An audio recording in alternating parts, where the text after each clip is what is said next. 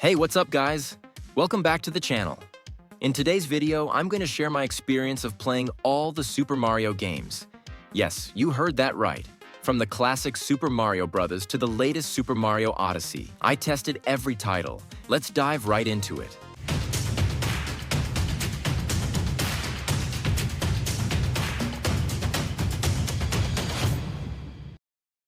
First up, we have the OG Super Mario Bros. Released in 1985 for the NES.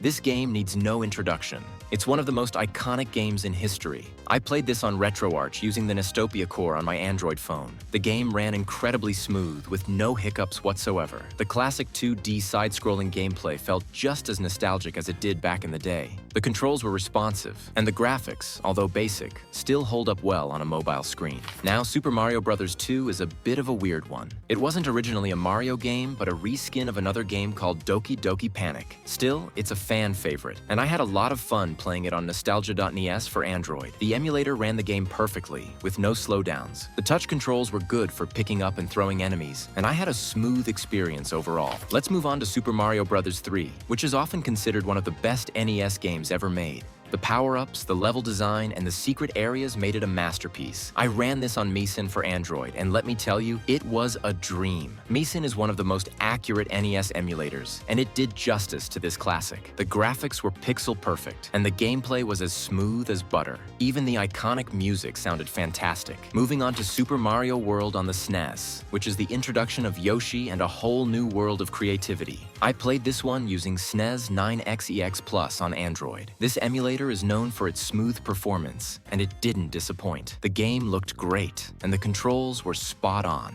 The vibrant graphics of Dinosaur Land were displayed beautifully, and the platforming action felt fluid. Next up, Super Mario 64, the first 3D Mario game. It blew my mind back in 1996, and playing it again on Mupen 64 Plus FZ for Android brought back so many memories. While it didn't run perfectly on my mid-range phone, the game was still playable. The 3D controls took a little getting used to on touch, but once I dialed in the settings, I was jumping around the castle and collecting stars like it was 1996. Then we have Super Mario Sunshine on the GameCube, one of the more underrated Mario games. I played this using Dolphin Emulator on my Android device. The game's bright, tropical world looked gorgeous, but let me be honest, you need a high-end phone to play this without major frame drops. The water mechanics were well rendered, and the gameplay was almost identical to the console version, but lower-end devices may struggle a bit. Next, I played Super Mario Galaxy, and it was another gem from the Wii era. The game looks incredible, and running it on Dolphin Emulator was impressive.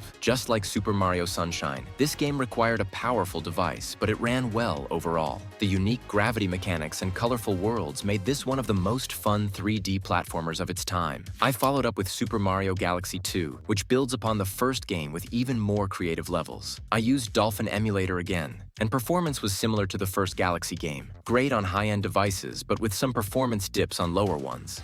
Lastly, I played Super Mario 3D Land on my Android phone using Citra Emulator. This was a bit of a tricky one since Citra is still being optimized for mobile, but the game looked fantastic, and the 3D effects were spot on. There were occasional stutters, especially in 3D cutscenes, but overall, it was a solid experience. Finally, I played Super Mario Odyssey, the crown jewel of the Mario franchise, on my mobile device using the Yuzu emulator. This game is a massive leap in the series, with open-world elements and new mechanics, like Cappy. Running it on mobile was a mixed experience, though. While it looks stunning and the gameplay is just as fun as the console version, you need a pretty powerful phone for smooth performance. On my mid-range device, there were some noticeable frame drops, especially in the more complex sections of the game. But overall, it's still playable and a great way to experience this Switch classic on the go. And that's a wrap on my journey through all the Super Mario games on mobile.